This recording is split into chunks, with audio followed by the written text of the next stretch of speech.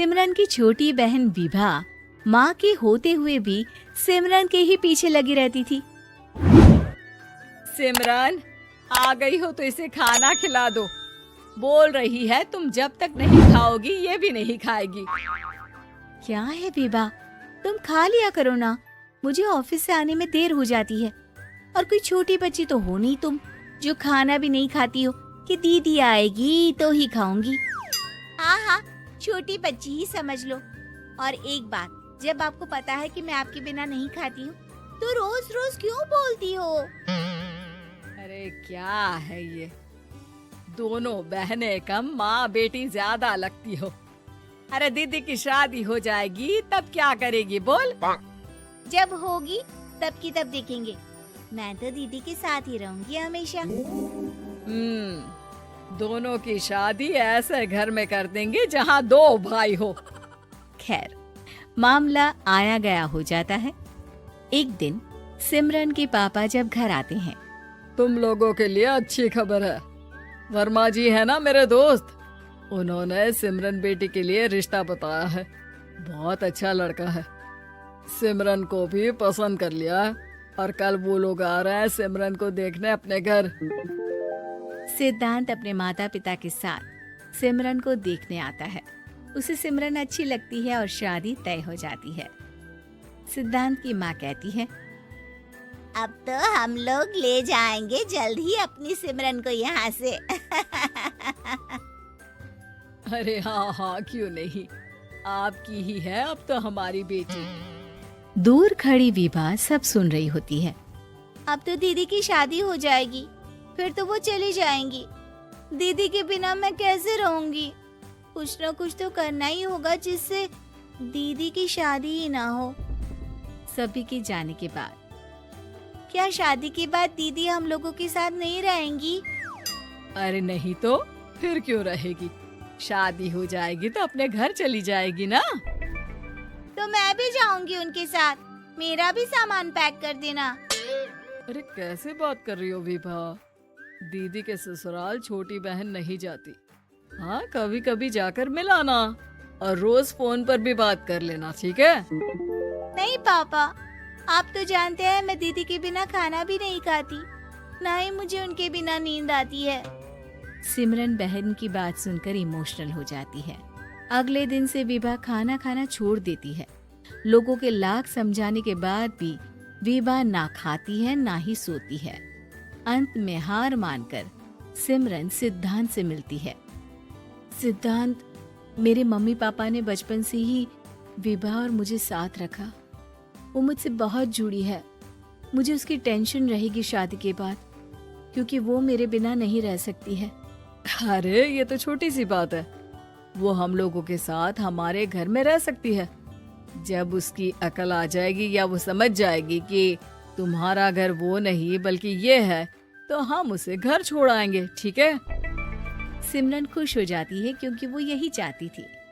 वो माँ पिता से बात कर लेती है।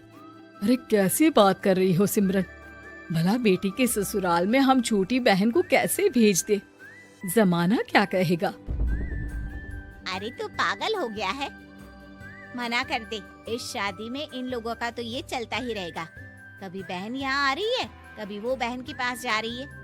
अरे शादी हो रही है, कोई मजाक थोड़ी ना हो रहा है ना बाबा ना। माँ कैसी बात कर रही हो?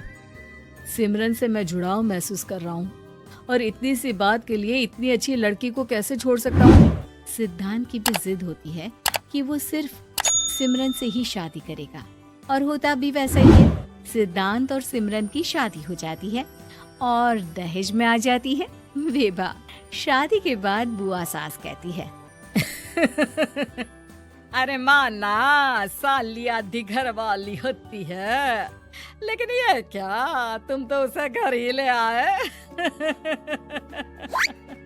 तभी चाची कहती है, सिद्धांत को तो हम लोगों ने सीधा समझा था, लेकिन सबसे तेज तो यही निकला। अरे देखो कैसे दहेज तो नहीं लिया, लेकिन साली पर कब्जा कर लिया।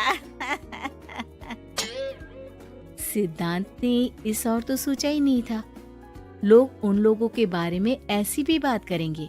वो वहाँ से चला जाता है और चुपचाप अपने कमरे में लेट जाता है। क्या हुआ सिद्धांत, तुम अचानक से परेशान हो गए? कोई बात है क्या? अरे नहीं, वो थक गया था ना, शादी की सारी तैयारी और रस्मों के बीच। सोच रहा हूँ थोड़ा आराम कर लूँ। हाँ ठीक है, आप लेट जाइए। मैं विभा का बेड लगा देती हूँ जमीन पर। क्या वो यहाँ सोएगी? हाँ, बताया तो था कि उसे नींद नहीं आती मेरे बिना। तो तुम आराम से लेटो ऊपर, हम लोग नीचे बिछा लेते हैं। अरे नहीं, तुम दोनों आराम से लेटो ऊपर, मैं माँ पापा के रूम में जा रहा हूँ।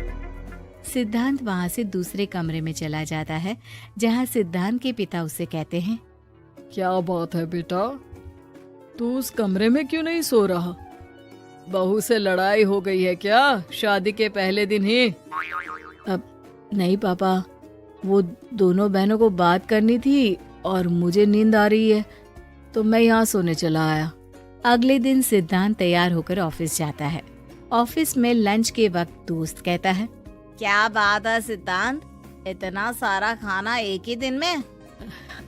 हाँ यार, वो सिमरन को खाना बनाने का शौक है तो उसी ने बनाया है। यार हम लोगों की तो सिर्फ एक ही बीवी है, इसकी तो दो दो है ना। सिद्धांत को गुस्सा आ जाता है। कैसी बात कर रहा है तू? अरे तू तो भाग्यशाली है जो बीवी के साथ साथ साली भी आ गई। अरे साली लोगों की तो आधी घरवाली होती है, तुझे तो पूरी की पूरी मिल गई।